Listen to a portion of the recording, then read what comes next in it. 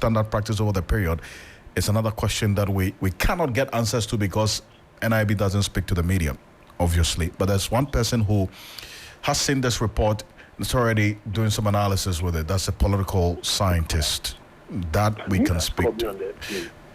Dr. Jonathan Asantiochi is a political scientist and also a lecturer at the University of Cape Coast. He's been analyzing this as a political analyst over the period, and he's joining us. Dr. Asantiochi, good evening. Thank you so much for joining us. Good evening, Alfred, and good evening to Beatrice as well. Great. Always good to have you join us this evening. First of all, how much premium would you put on a survey like this from the National Intelligence Bureau, putting Dr. Matthew Poku-Prempeh as the lead in the consideration for who should be selected as a running mate to Dr. Mahmoud Bawumia? Well, good evening once again to your listeners and to your good self. It's a difficult question to answer in the sense that a work done or a survey done by the National Intelligence Bureau under normal circumstances should not leak. You could see that this is deliberately leaked to the media to indicate to me, for example, yes, the work might have been done. The responses could probably be possible. But how it has been linked to the media, not only to yours, but to so many outlets that I have come across, tells me that this is virtually something sponsored,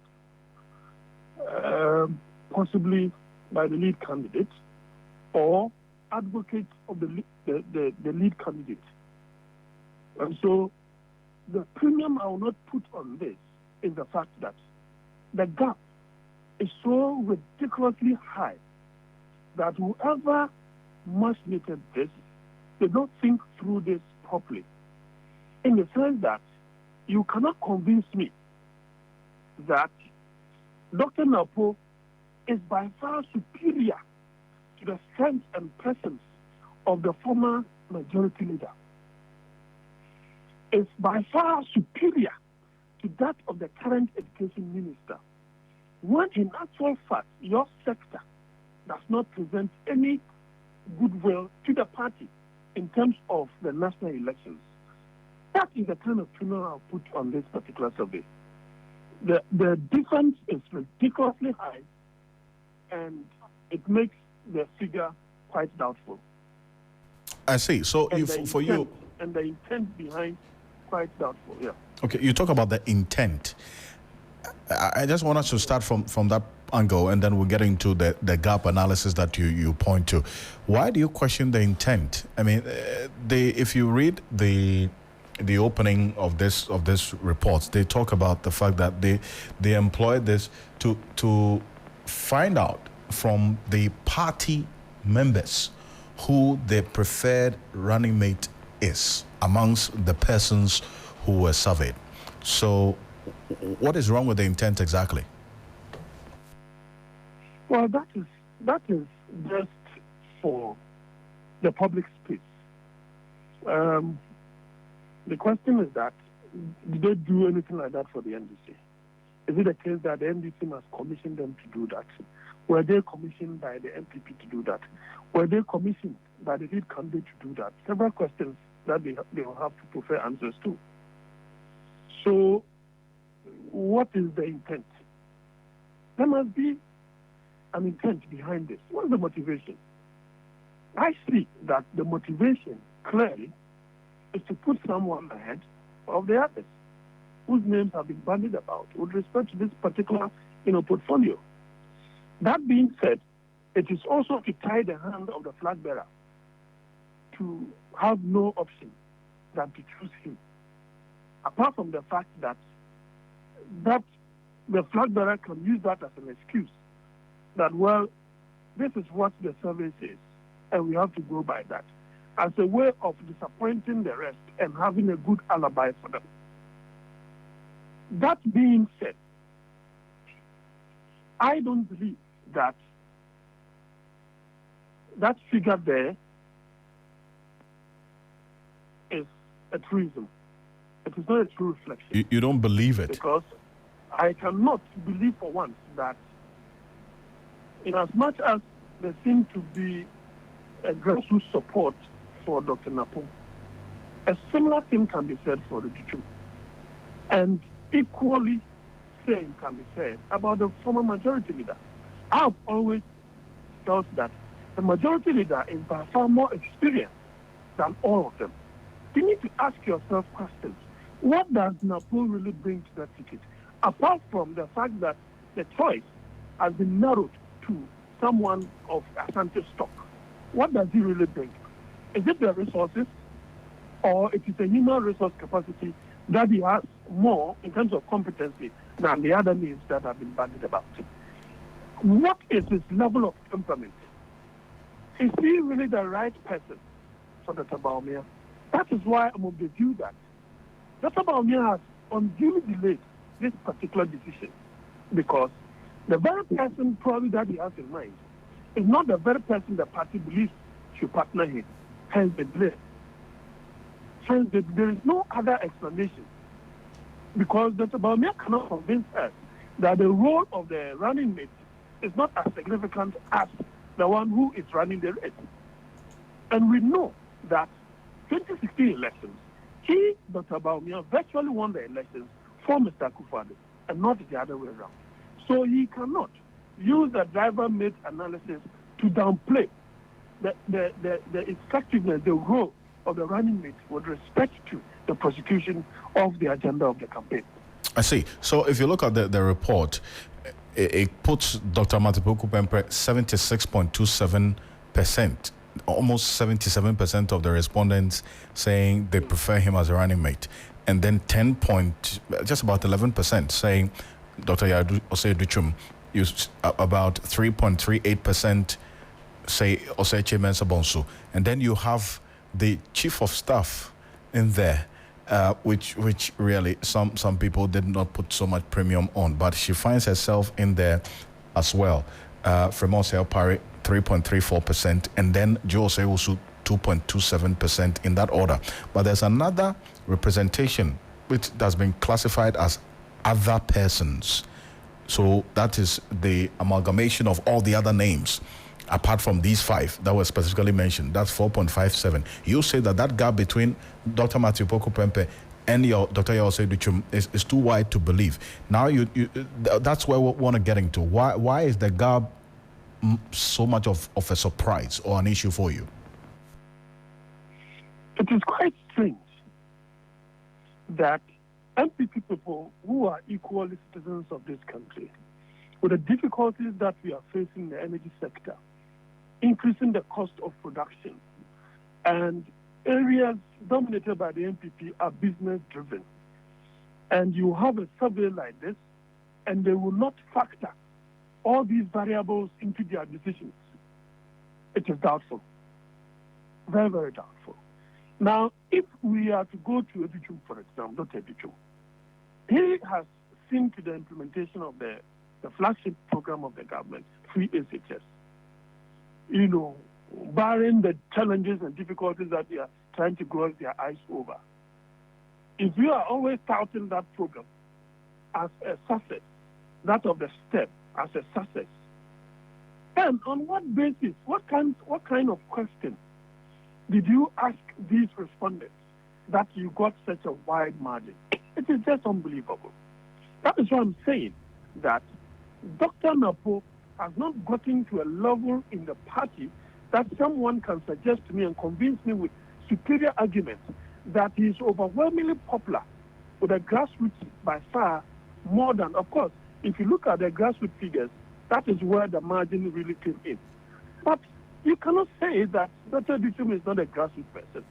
You cannot deny the fact that he's the majority leader, who really navigated the treacherous trenches of Parliament, is not, a grassroots person.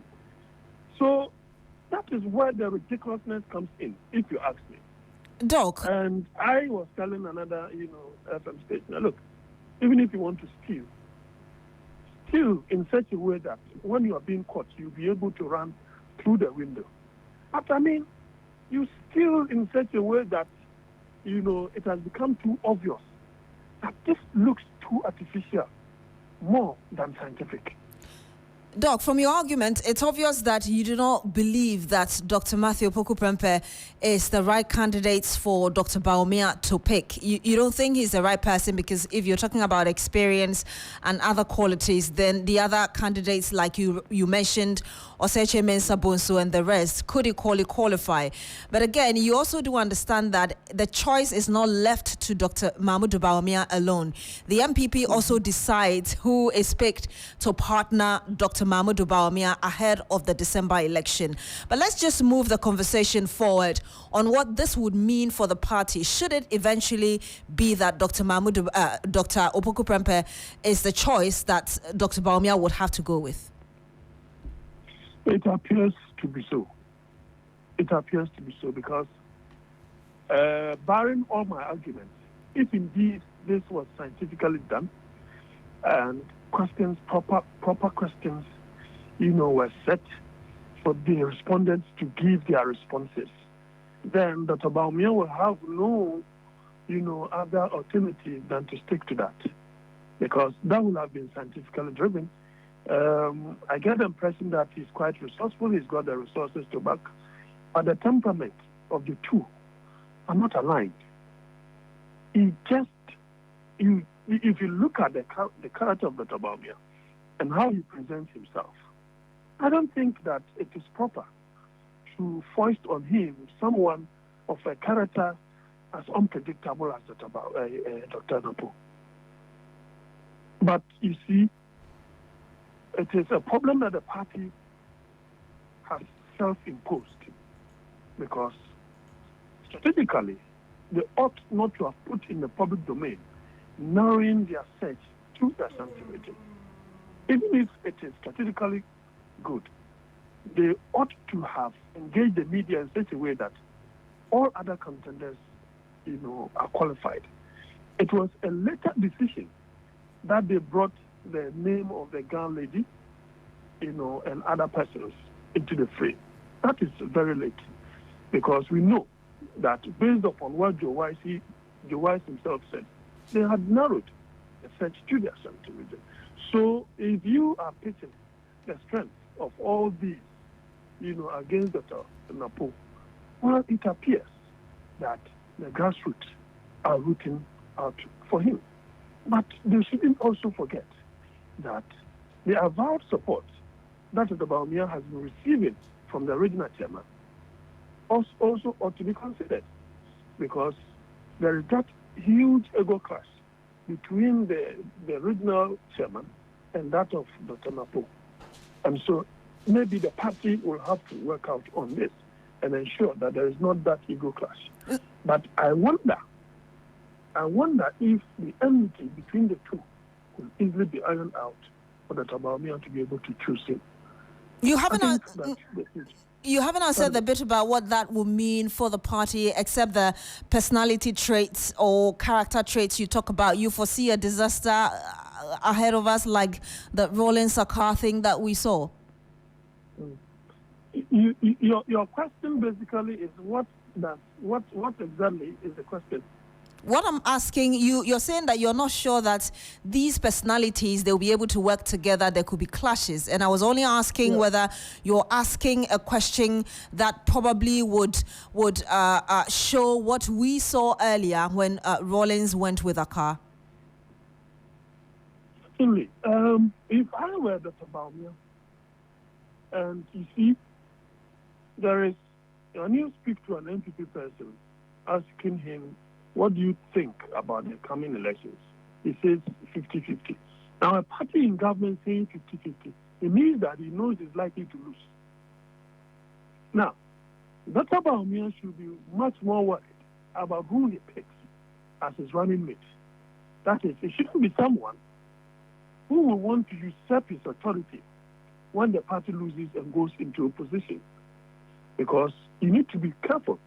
You have to pick someone who will still support you for you to run for the presidential slot once again in 2028.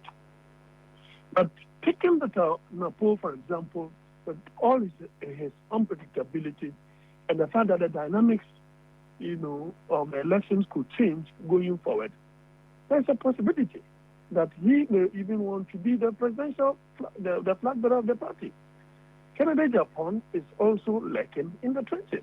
So all these strategies, you will have to consider that. Apart from that, tomorrow, the active support base of the party do not have that strong control over the party. And you know very well that it was through their machination that got you there. So if they don't have that kind of stronghold over the party, what do you think will be your future in terms of the presidential slot of the party come 2028 when you have lost the 2024 elections? So all these permutations and variables, you will have to be pondering over some of these things. So if you ask me, if either I'll be going for the former majority leader or the education minister, I think that the two of them, by far present, some kind of finesse, as far as the ticket is concerned. So if they take that decision, well, they will have to work on some of these ego clashes that are lacking. Other than that, it will deepen the division within the party. Don't also forget that you have Alan also lacking. That personality has taken a certain number, from the support base of the party. So all of these variables, you have to consider that before you take someone who will further deepen the division than to be able to mold the party. We'll have to end it here. Thank you very much, Dr. Jonathan Asante is a senior lecturer at UCC and also a political analyst. Thank you for speaking to us. Well, it's one conversation that lots of you are engaging on social media at 3FM927 on Facebook, also on X. So keep the comments coming through, and we'll definitely read it out to you and to the rest of the world. And who is the most preferred candidate to partner Dr. Bawumia going into election 2024? The National Intelligence Bureau, formerly BNI, have done their survey, putting Dr. Matthew Poku Prempeh over 70% high as a choice of the constituents of persons that were surveyed by the NIB. It's something that has generated lots of reactions to it. We're getting to it as we go on here on Hot Edition. But the Minister for Food and Agriculture, Brian Agyapong, has openly dared Member of Parliament for the North Tongue constituency, Samuel Okudzeto Ablakwa, to substantiate claims regarding Rock City Hotel's financial status. It's one that we're coming to shortly, but stay with us because let's go straight to the courts. The Supreme Court has dismissed a suit seeking to declare as unconstitutional the Food and Drug Authority's guidelines that prohibit celebrities from advertising for alcoholic beverages. Now, the FDA in 2016 instituted guidelines for the advertisement of food and beverages, where the authority noted that no well-known personality or professionals, just like you, Beatrice, shall be using alcoholic beverage advertisement.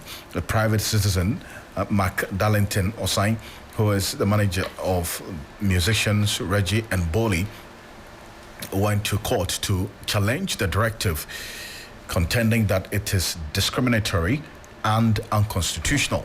In a suit filed at the Supreme Court, the plaintiff prayed the Apex Court to injunct the FDA by interpreting Article 17.1 and 17.2 of the Constitution to mean that the directive is discriminatory. Now, he contended, among others, that Article 17.1 and 17.2 of the 1992 Constitution guaranteed equality before the law and prohibit discrimination against persons on grounds of social and economic status, occupation, among others, and subsequently makes the directive null, void, and unenforceable. But in a 5-2 majority decision, the Supreme Court, presided over by Chief Justice Gertrude Tokono, upheld the constitutionality of that directive. The Director of Legal and Corporate Affairs at the Food and Drugs Authority, Joseph Benny, welcomed the judgment earlier today. Go back to your list. Losing in terms of... No, that's their own words, that the FDA is already losing this fight. Oh, how do you react to that?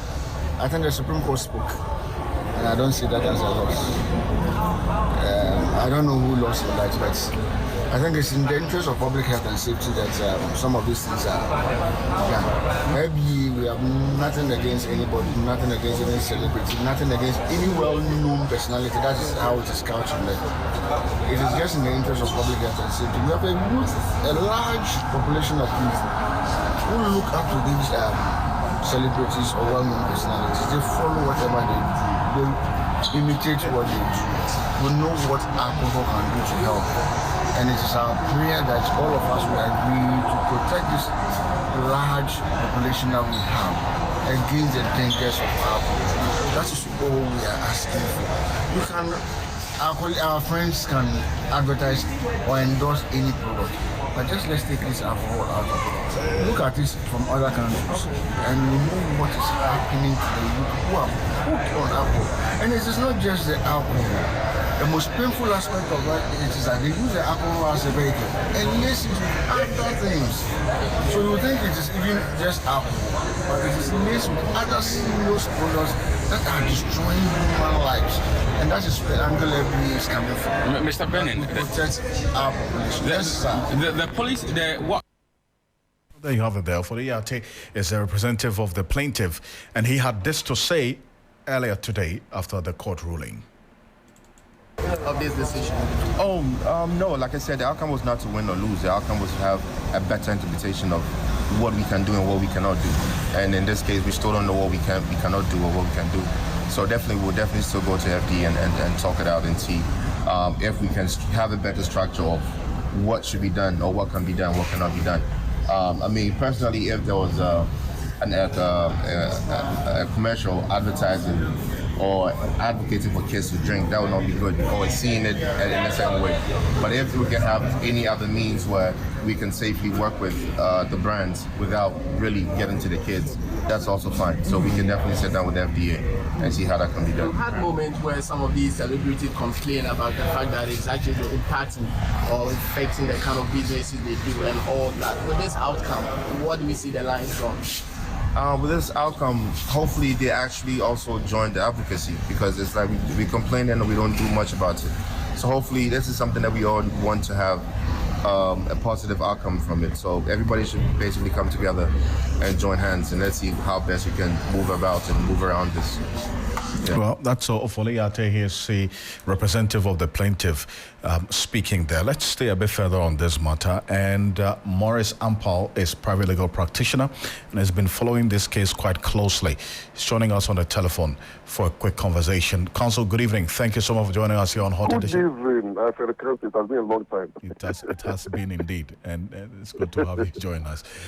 First of all, I mean, this is the decision by the Supreme Court, majority decision of 5 against 2, and this was presided over by the Chief Justice. And the basis for this ruling is that, indeed, Article 71 and 17, Article 17.1 and 17.2 are constitutional as per the reference to the directive by the FDA that celebrities or well-known public persons cannot be associated with alcoholic beverages. I want to find out your thoughts on the court ruling today.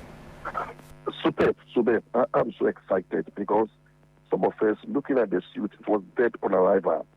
Because if you look at the relief that they were seeking, and if you look at how the Supreme Court, the laws of interpretation, the interpretation of the Constitution, one of the principles governing the interpretation of the Constitution is to ensure that you interpret the Constitution to the hopes and aspirations of the ordinary Ghanaian, and then also to ensure that the larger interest and the public interest is taken into account. So those who went to court were looking at their selfish financial interest, because they were talking about they have been banned from advertising, which is a source of income to them, and they were talking about the discretion. But they failed to look at the larger interest. Alcohol consumption has health implications, financial implications of an economy, and even those who produce them have a caveat on it that, look, too much consumption has health implications. Therefore, if there is a law that ensures that you don't promote alcohol, so that these celebrities will not influence our children, what is unconstitutional about that law? So they were not able to convince the Supreme Court that their interest kills celebrities. I use the word so-called celebrities because Ghana here, everybody is a celebrity. you can't determine who is a celebrity. So who is a celebrity even has not been defined in our constitution. So in the few individuals who think that they are celebrities, think that their larger interest of making money and then also promoting their brand should override the larger interest of the ordinary Ghanaian public interest, in the interest of health, in the interest of fairness, what is good, the larger good of the people of Ghana. So we should allow people to promote alcohol, and our youth become alcoholic, and then they start having health issues with their hearts, the issue of liver damage and kidney dialysis. So I was thought that they took the matter up. So it was that on our radar. So I'm excited that we could have thrown out the matter. And to Friday, the main reasons will come out. But I think that we look at the larger interest, interpreting it too. There's lot to do so. I won't be disappointed in the Supreme Court, because once you fail to take the larger interest of the ordinary Ghanaian, the hope and aspiration that all our children should be from alcohol consumption. And so I think that the ruling is fair and has protected our better interest than few individual interests. See, now they went into to the Supreme Court seeking interpretation of Article 71, which means all persons shall be equal before the law, and 17.2, a person shall not be discriminated against on grounds of gender, race, color, ethnic origin, religion, creed, or social or economic status. It is the social status that they put their emphasis on, and to the extent that they are celebrities, they are public persons like my colleague and all the other people. To the extent that the Constitution says they cannot and should not be discriminated against, that should not be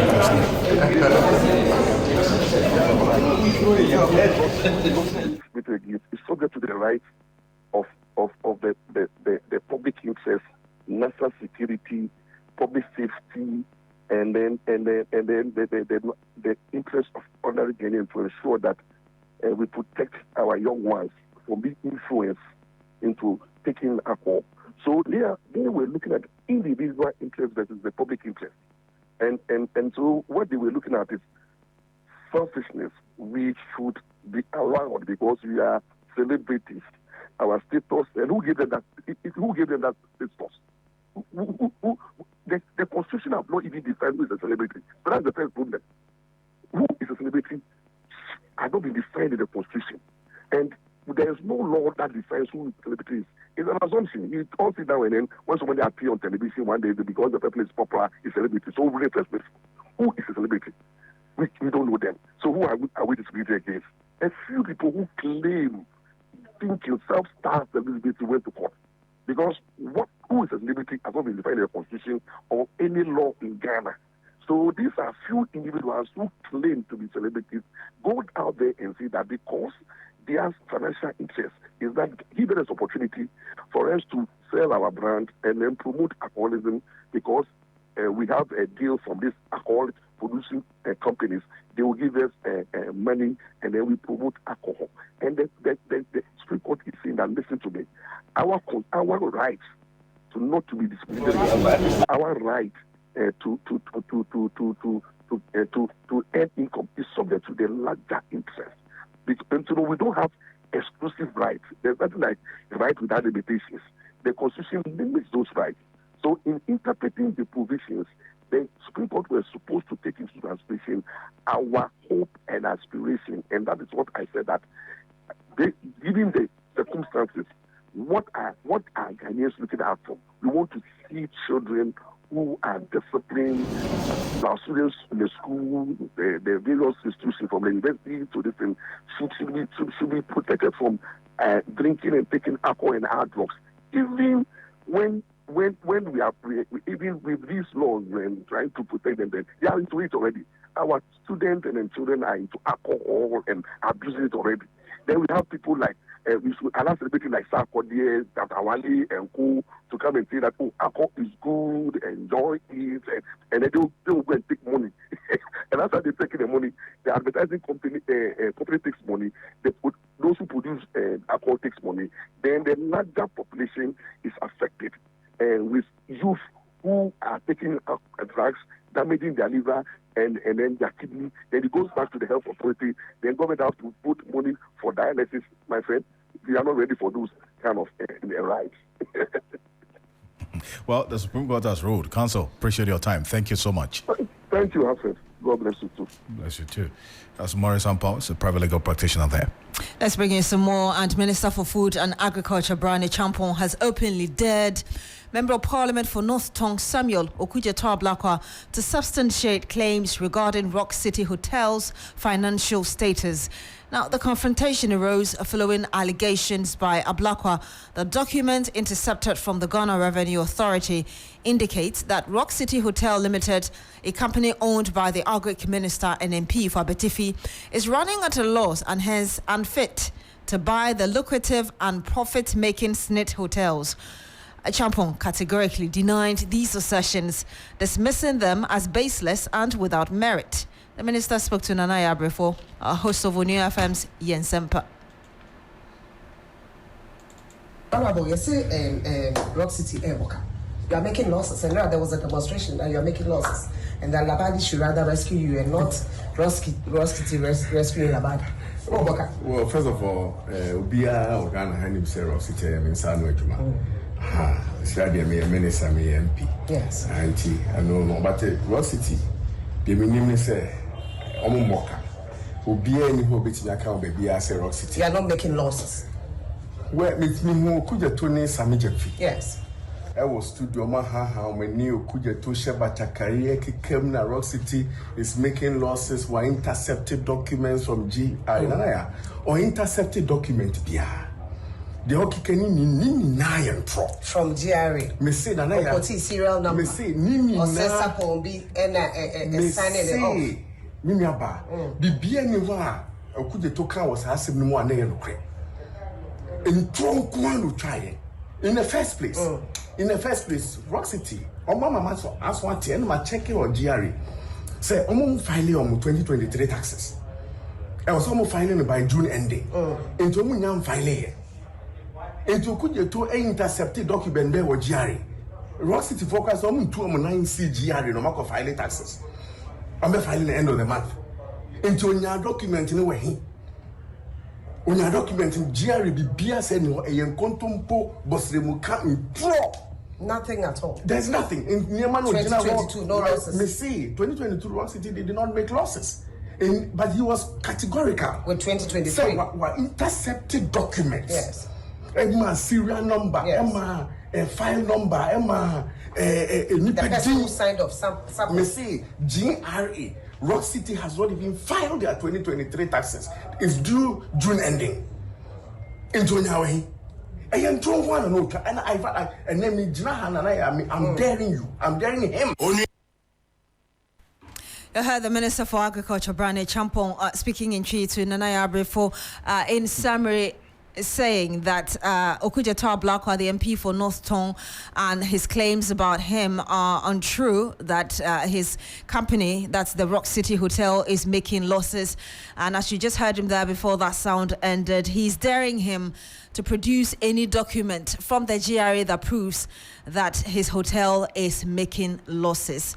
Hopefully we're able to get Samuel Okudzeto-Ablakwa to speak to us on whether or not he will accept this challenge and indeed provide those details. But we are joined by Bernard Mona. He's one of the people who joined that Hands Off Our Hotel protest in Accra yesterday. He joins us live on the phone. Mr. Mona, I hope you can hear us. Good evening. Thank you for joining us. We don't have him there, but we'll try and reconnect to him and bring you that conversation. Now, ahead of that, there are still some issues coming, and the Minister of Energy has denied that there is load shedding from power company, Electricity Company of Ghana, in the midst of the power outages being experienced in the country. Now, consumers in recent times have had to bear the brunt of unannounced outages with little or no explanation from the power distributor.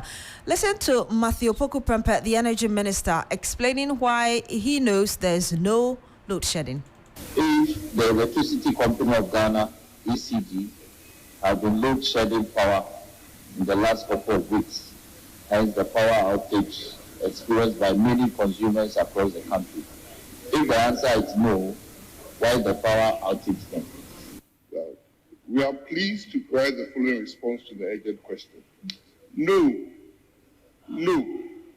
ECG is not undertaking load shedding as at the time the question was asked. So, Speaker, consumers were experiencing outages due to a number of factors. That included localized outages due to overload on lines and transformers. So, Speaker, there are certain areas in this country that all of a sudden the number of people resident or the businesses that have accumulated, especially I can give an example of parts of East Legon, which was a purely residential area, now has become one of the major business districts, increasing power consumption, thereby hampering the existing lines there. So the transformers and the lines have to be updated. The reason why ECG went further to say that they were not load shedding, because most of those instances were not planned, and so they couldn't have come up or come out with a program to say that they were load shedding. Thank you, Mr. Speaker. Mr. Speaker, the Minister is saying that there is no timetable for whatever. If you don't have load shedding, how will you describe the current situation? It's a situation where you have a light today, tomorrow you don't have light. How do you describe it? How will you describe that situation? Mr. Speaker, I want to again come. I do understand that my colleagues really want to ask questions about whether there is current load management or load shedding or no. Mr. Speaker, the House allows you, I can say on record that there has not been any load management in the last 1 week. You heard Energy Minister Dr. Matthew Opoku Prempeh answering questions from his colleagues in Parliament. Now let's still stay with Parliament. Government has reaffirmed its commitment to ensuring a transparent process in selecting a private developer to complete the abandoned Saglemi housing project. According to the Minister for Works and Housing, Kojo Oponkroma, about 10 international and local companies have shown interest in bidding for the project on July 8. He says once the bidding process is done and is submitted, they will be reviewed by an independent evaluation entity for final decisions to be made. The minister provided an update on the government's efforts to revive the Saglemi housing project during an interaction with journalists in Parliament earlier today.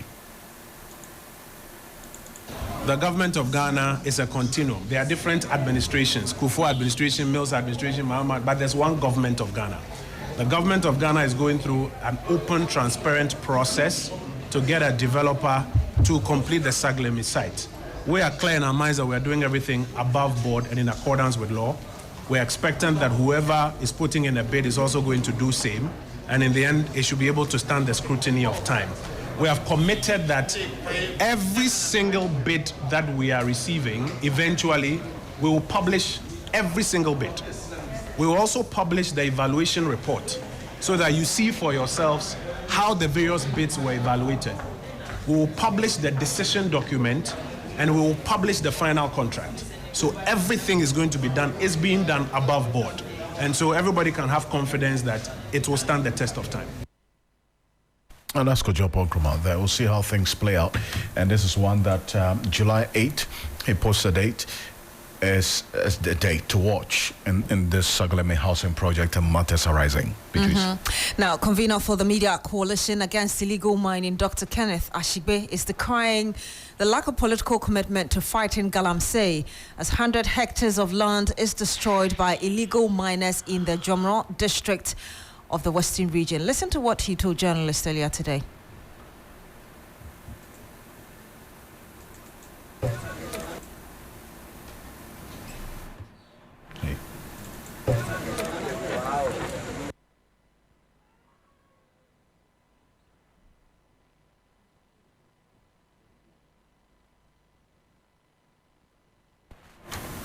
And we'll bring you that sound later as soon as we get it. We need to be angry that as a country we are not taking this fight seriously.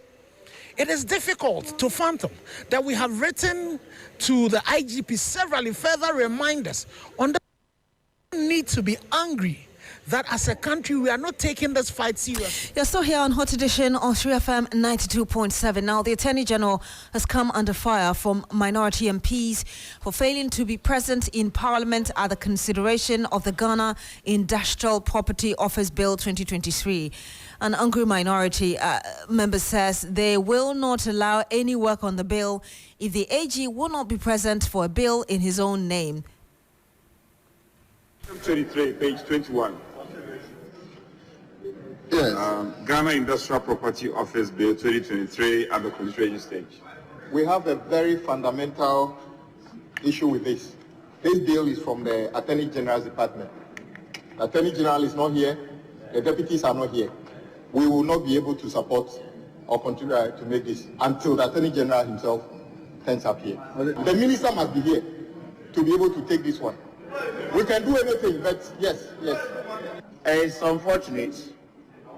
The last time that the Deputy Attorney General was here on this very bill, she was told that the bill, we are seized with the bill, and it is not for the Attorney General to prosecute the bill. After the Attorney General had presented the memorandum, the bill to us in the form of memorandum, they finished with their job. This is a bill of the House, and not that we don't need the Attorney General to prosecute here. We should be very careful the conventions that we are setting in this House.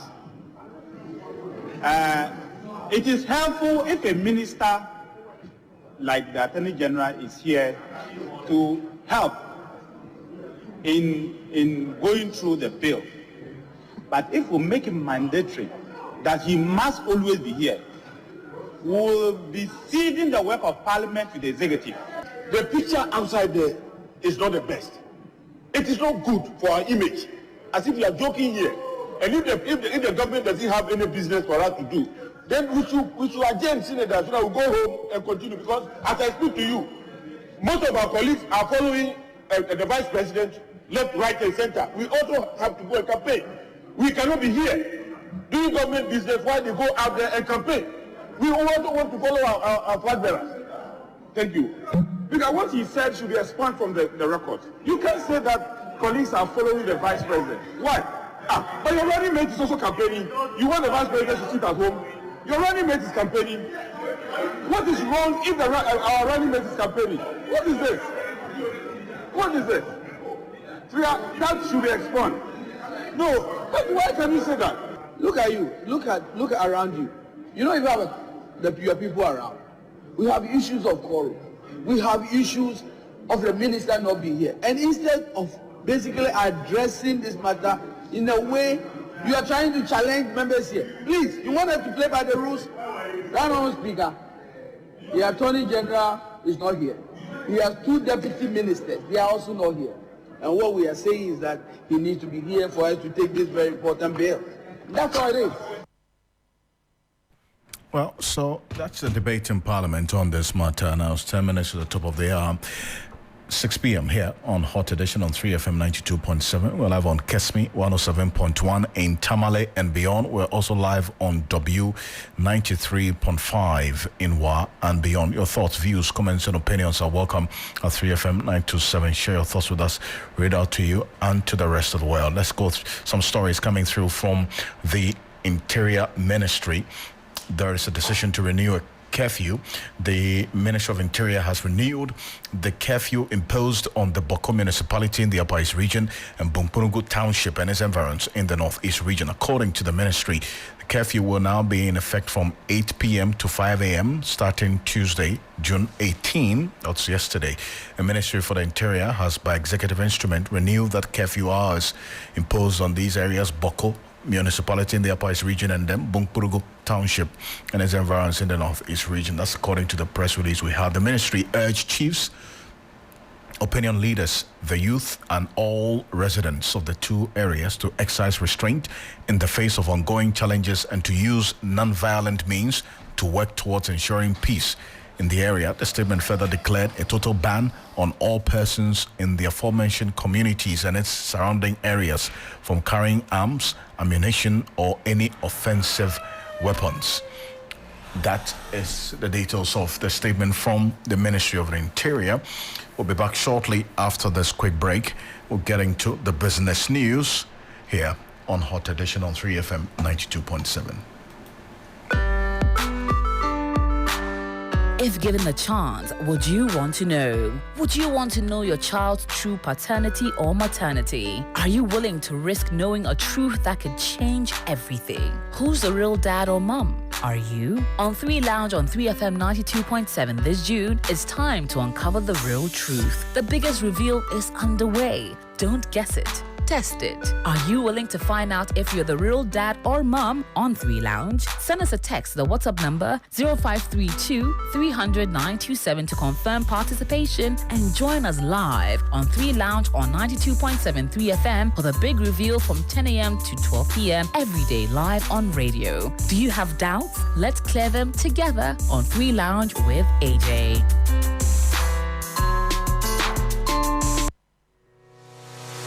Everyone is running to Bills. Enjoy the peace of mind that comes with acquiring any of our loan facilities. For whoever you are and whatever you're doing, Bills has a product for you. No susu, no deposits. All you need is your Ghana card. Call 0302 200 390 or 0596 928 33 today and live a bill-free life. Bills Microcredit is licensed by the Bank of Ghana. Bills, financing your needs. Terms and conditions apply.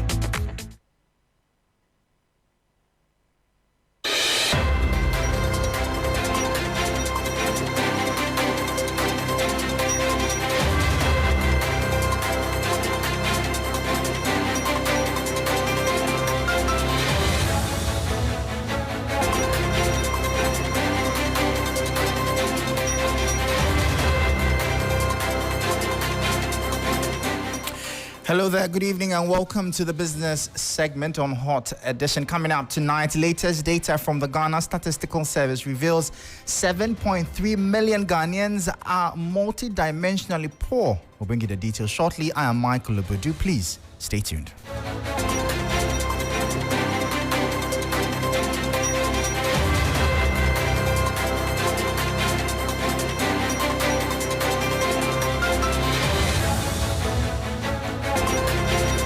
Well, thank you for your time. Straight into our top story. Latest data from the Ghana Statistical Service shows a total of 7.3 million Ghanaians, representing 24.3% of household population, are multidimensionally poor. Among these poor persons, 43.8% experience severe poverty through deprivations in several dimensions like health, education, employment, and living conditions. At the same time, Omar Seidu is Director of Social Statistics Directorate at the Ghana Statistical Service. Are multidimensional, and in this context, it's not about the lack of funds, but it's about the deprivations that they experience in health, in education, in the living conditions, and employment. And we see that there's so much variation in the multidimensional poverty in the country, where in some districts only 6% of the population of the district is multidimensionally poor. In other districts, over 50% of the population in those districts are multidimensionally poor. Which areas within the district do we allocate the sources? So in the district report, for instance, we have gone further to identify the 20 largest communities within each district. and identify the multidimensional poverty in each of these communities to support policy interventions, to support program monitoring and evaluation, and to help the district assemblies to better target interventions, central government to also rethink of the allocation of resources. That was the director of the Social Statistics Directorate at the Ghana Statistical Service, Omar Seidu. Now, the cost of construction in Ghana continued to rise significantly in May 2024, according to the latest figures from the Ghana Statistical Service. The construction producer price showed an increase of 54.7%, indicating a substantial rise in producer prices within the construction sector compared to May 2023. This highlights the ongoing challenges faced by the construction industry in Ghana. Experiencing steeper price increases than others, the overall impact is significant. The data reveals a breakdown of inflation across construction subsectors. The civil engineering subsector recorded the highest year-on-year inflation rate at 80.1%, followed by the construction of buildings at 11.9%. The specialized construction subsector, which includes activities like building completion and electrical installations, saw the lowest year-on-year inflation at 5.5%. Overall, producer prices increased by 3.2% in May compared to April 2024. The civil engineering subsector again led with a 3.4% increase, followed by construction of buildings at 2.8%. The specialized construction activities subsector exhibited the most stable prices with a modest month-on-month inflation of 0.5%. These figures suggest that construction projects in Ghana may face budget pressures due to rising costs. That was a 3 Business News Desk report. Now, Ghana has recorded the worst decline in cocoa production of over 20% in more than a decade, according to data from the Ghana Statistical Service. This comes at a time when the country is desperately in need of foreign exchange to stabilize the ever-depreciated cedi. Ghana's cocoa sector has seen about 4 contractions out of the 6 quarters in the last 2 years, a situation which has been predominantly attributed to activities of small-scale mining. The crop sector contributed about 89.5%, of which growth had a share of 7.2%. Forestry and logging sector contracted in the first quarter of 2024, and the fishing subsector saw the fastest growth rate in the first quarter of 2024 by 4.7%. The cocoa subsector continued to see a reversal of the continuous growth rate that we saw between 2017 and 2022. Between 2017 quarter 1 and quarter 3 2022, the cocoa subsector never contracted, but in the last six quarters, we've seen the cocoa subsector contracting 4 times, which is unusual with a trend that we saw between 2017 and 2022 quarter 3.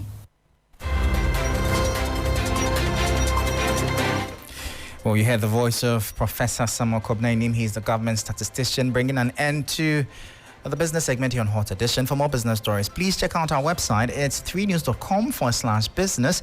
I am Michael Obudu. Thank you for listening. As always, please stay safe. Up next, sports.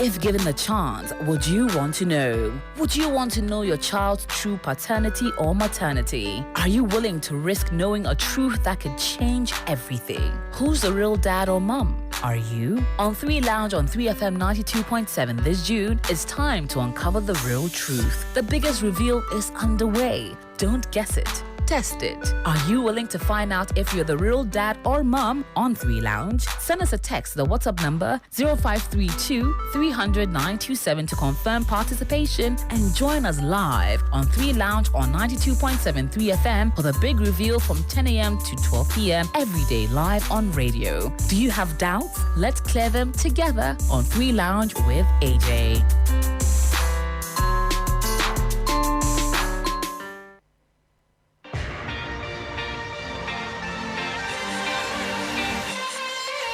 When it comes to the world of sports, what does complete mean to you? When my team scores at the end of a 30-plus passing sequence, you know, like Pep Guardiola style. When someone beats the buzzer from the shot, from the logo, like Steph Curry. Dominating opponents and punching my way to a knockout, like Africa's greatest boxer, Azuma Nelson. Running so fast that I can afford to celebrate midway through a 100-meter race and smash the world record like Usain Bolt. Hold up. What makes all of these sports complete is the screen. This is where you get access to extensive analysis, insights, and highlights. So join us every Sunday at 6 p.m. live on 3FM 92.7 as we serve you the most satisfying buffet in the world of sports. The 3 Sports team will come together to review, preview, and analyze the latest in sports on Sports Ultras.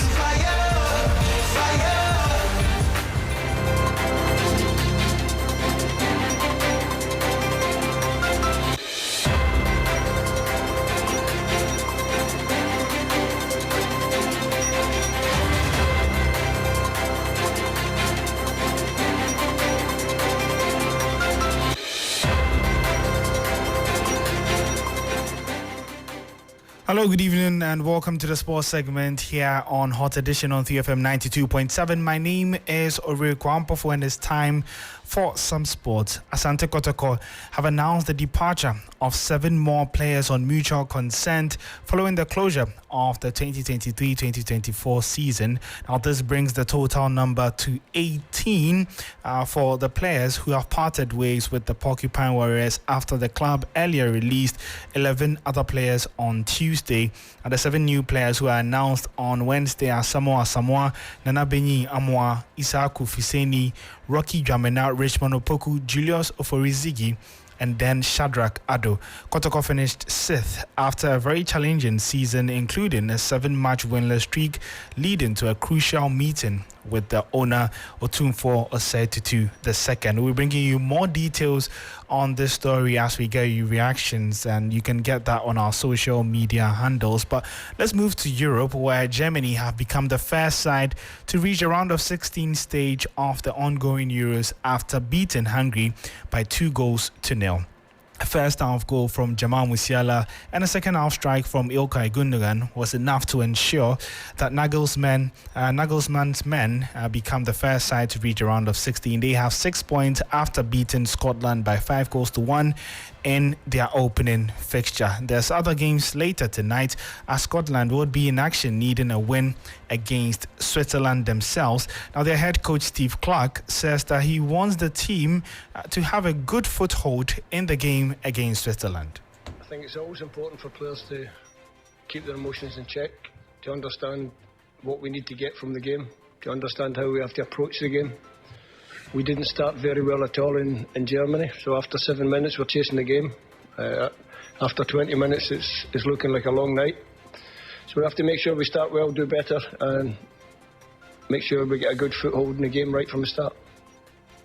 Switzerland would also be ready for the action against Scotland later tonight, and Manchester City's Mano Akanji says that he believes that Scotland do have enough quality to be able to show after their hefty defeat against Germany in the first game.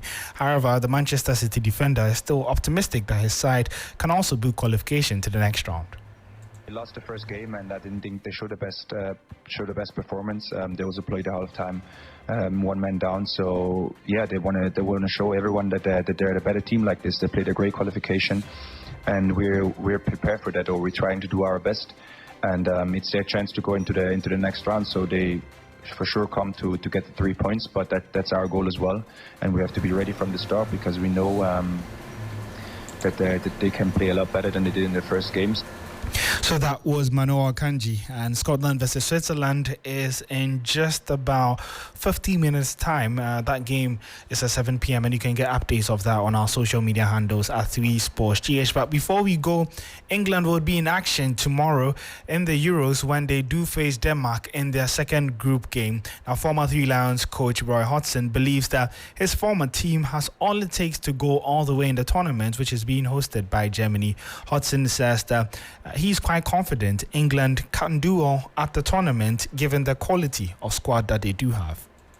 Going forward, I'm very, very confident they'll do well because the quality of the players is very good. There's a nice balance between the youth and the experience, and of course Gareth has got a lot of experience and knows the players very well. They're going to be well managed and well coached, so there's no reason whatsoever why England can't go all the way. But I of course, having seen both sides of the coin in many years of football management, realise and know how easily and how small the margin is between success and failure. So that was Roy Hodgson. My name is Uri Kwampofo, and that brings us to the end of the sports segment here on Hot Edition on 3FM 92.7.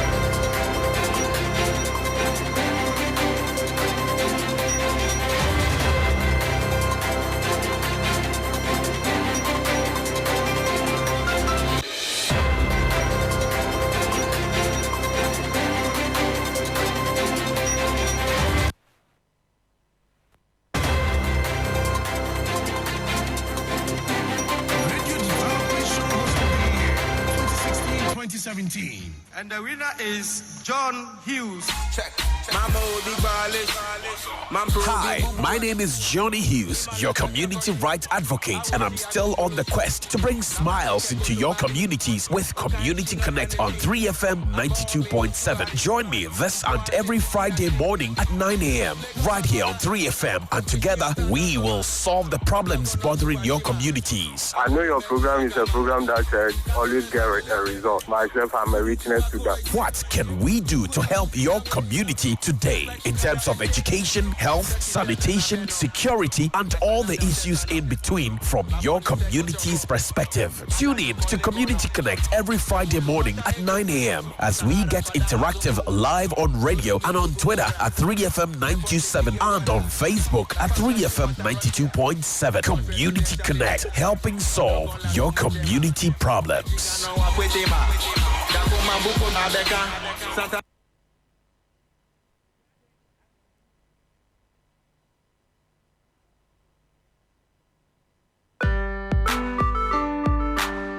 If given the chance, would you want to know? Would you want to know your child's true paternity or maternity? Are you willing to risk knowing a truth that could change everything? Who's the real dad or mum? Are you? On 3 Lounge on 3FM 92.7 this June, it's time to uncover the real truth. The biggest reveal is underway. Don't guess it. Test it. Are you willing to find out if you're the real dad or mum on 3 Lounge? Send us a text to the WhatsApp number 0532 300 927 to confirm participation and join us live on 3 Lounge on 92.7 3FM for the big reveal from 10 a.m. to 12 p.m. every day live on radio. Do you have doubts? Let's clear them together on 3 Lounge with AJ.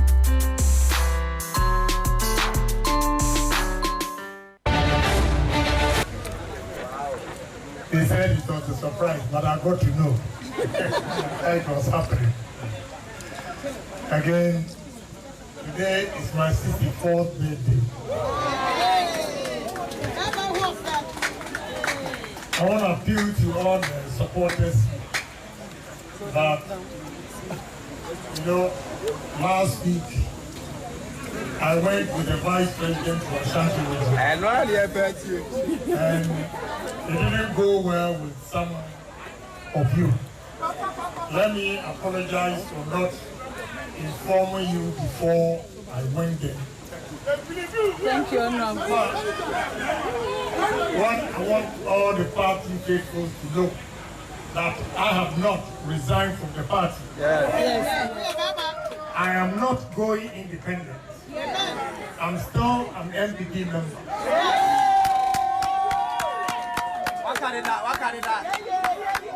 And once I'm a party member, no matter what happens during the primaries, I think we are all party people, and it would be best for all of us to come together. So I'm pleading with my supporters. Let's use my birthday to reconcile. I'm also appealing to Vice President supporters. I know they are intimidating my supporters. Yes. If they want us to come together and unite for a united front, then they should also reciprocate the same favors I'm rendering on behalf of my supporters. So I'm pleading with both sides. We have finished the election, the primaries.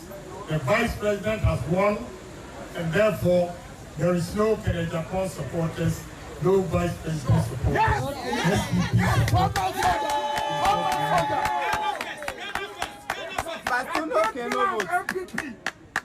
If you know me very well, I'm not selfish. People have come to me several times, so go independent, go independent. I think that is not the wise thing to do. No.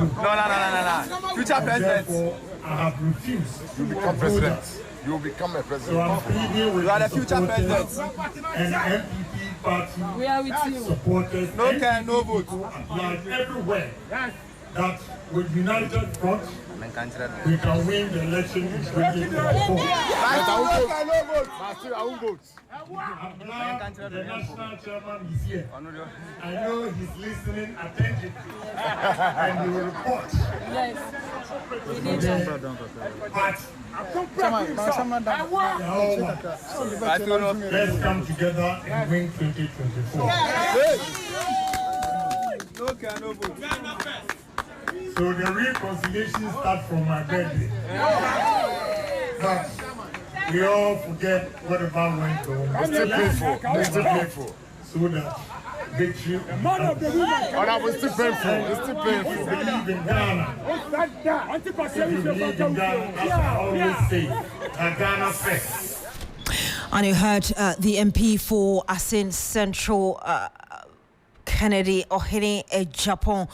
We are joined on the line now by Professor Kobe Mensah. He's a political and communications marketing strategist and a senior lecturer at the University of Ghana. Good evening to you, sir. Thank you for joining us. Thanks, Beatrice. Thanks for having me. First of all, was the apology from Kennedy Agyapong necessary at all?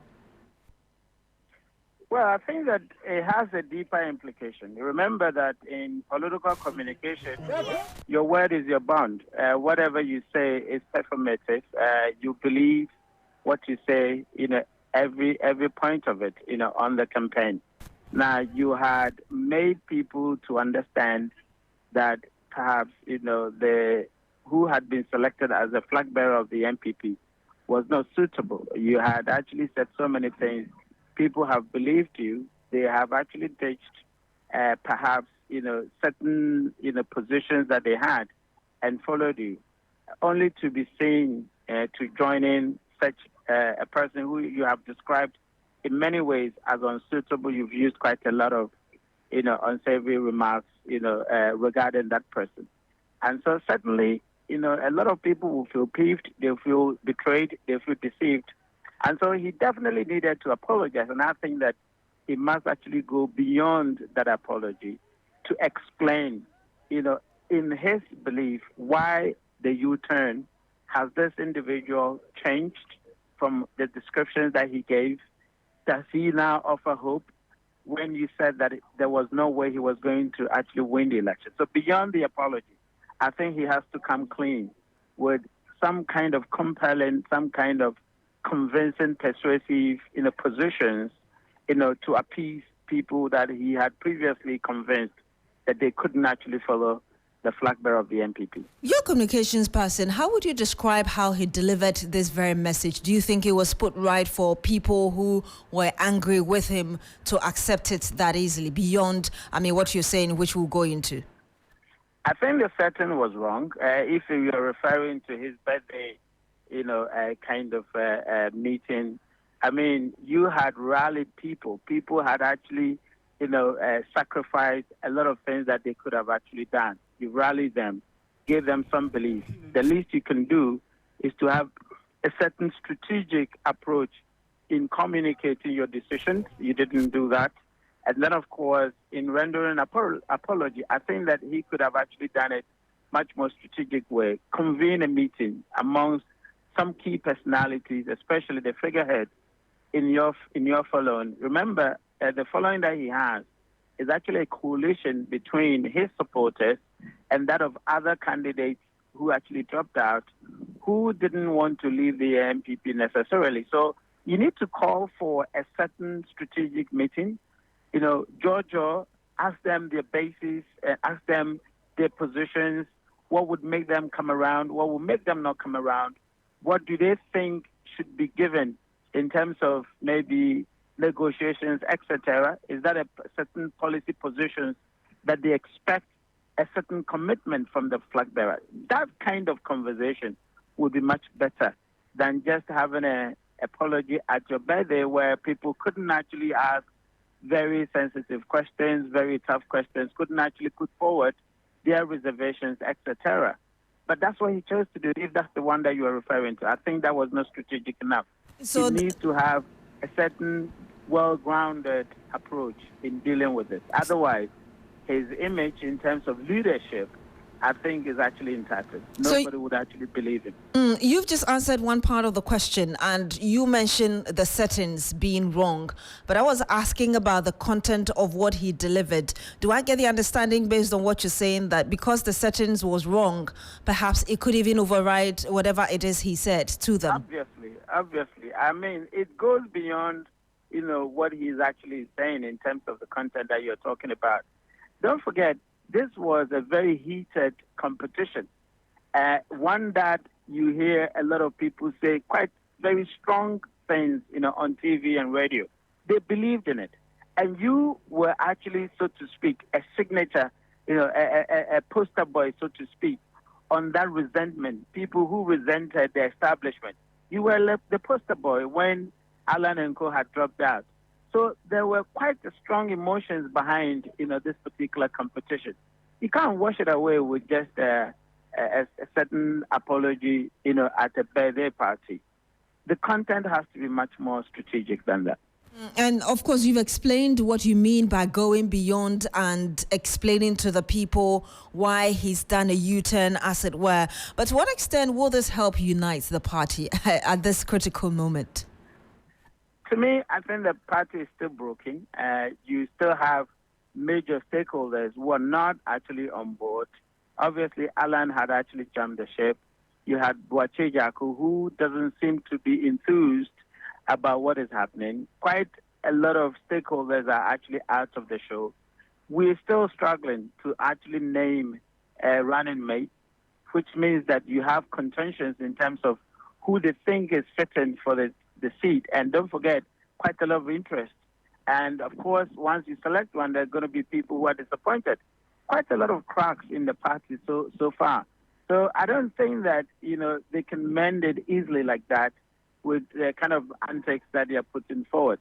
I think there has to be a very strategic process going forward.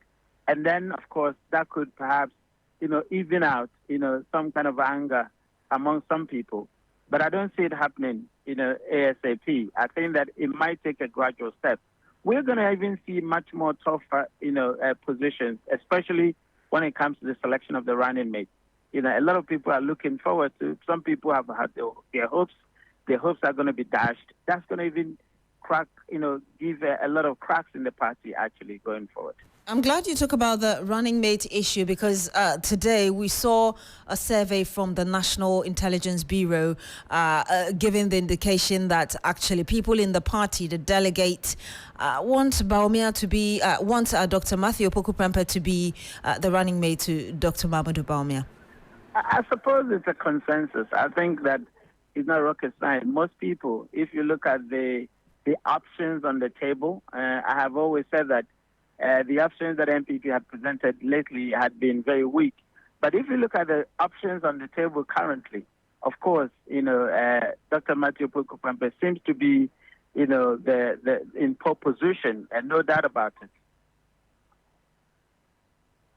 Okay, but we've had, for instance, Professor Jonathan Asante-Otre, who thinks that in terms of experience and the expertise we need, Matthew Opoku-Prempeh is not that unique. You have Oseche Mensah-Bonsu, the Education Minister. Could you also qualify for it? But I don't think that Oseche Mensah-Bonsu had been in the forefront of these conversations. I mean, if you look at right from the beginning, of course, he was in the mix, but people haven't really thought that he was a front runner. Now, the choices that had always been, I think, in the public domain had been Matthew Opoku-Prempeh and then the Education Minister. All right, and then of course you've had Frema, and of course you've had Astola. I think majority of the times you had Matthew Opoku-Prempeh in the front lead in terms of the choices available. Clearly, Oseche Mensah-Bonsu is very experienced. Obviously, he's worked so hard in the party. You would think that perhaps that could actually be an option. But, he had quite a lot of issues with his constituency to the point that at some point they nearly even, took him off the seat. I don't think that the same situation could be said of Napo. Napo had actually held his seat stronger than, the former majority speaker. So for me, I think that if you look at, of course, both of them have really worked for the party. No doubt Napo has also worked hard for the party as well. So for me, yes, you probably could find a former majority leader as a very strong candidate. But if you look at the constituency's stronghold, their stronghold of the constituency, I think that Napo wields a lot more, power over his constituency. He probably can rally them much more than, Oseche Mensah-Bonsu can do with his constituency. And that is actually a crucial factor. What about the issue about two different personalities and the possibility of clashes? Obviously, when you take the personalities, I've always said that perhaps even one of the reasons why it's taking the flag bearer of the MPP quite a long time is about, a decision on personality types. You need to have a personality you feel comfortable with. Unfortunately, the front runner is not a kind of person you think that it will be easy. It doesn't mean that they can't work, but it wouldn't be easy. Even when you look at their followers, for example, you could anticipate possible tensions. As to how they can actually make it work needs a strategic approach. They need to really work out a certain framework that could make them harmoniously work, that could make them work in a manner that it wouldn't actually call for tensions among their supporters, etc. Perhaps that is one of the sticking points. Of course, if it was Oseche Mensah-Bonsu, you could almost argue that yes, it wouldn't be difficult for the camp of the flag bearer. But obviously, perhaps the option that most people are tilting towards has a certain, a certain personality that needs, some kind of strategic way of dealing with. And I think that is one of the sticking points. Professor Kobi Mensah, thank you so much for speaking to us. Thank you for having me.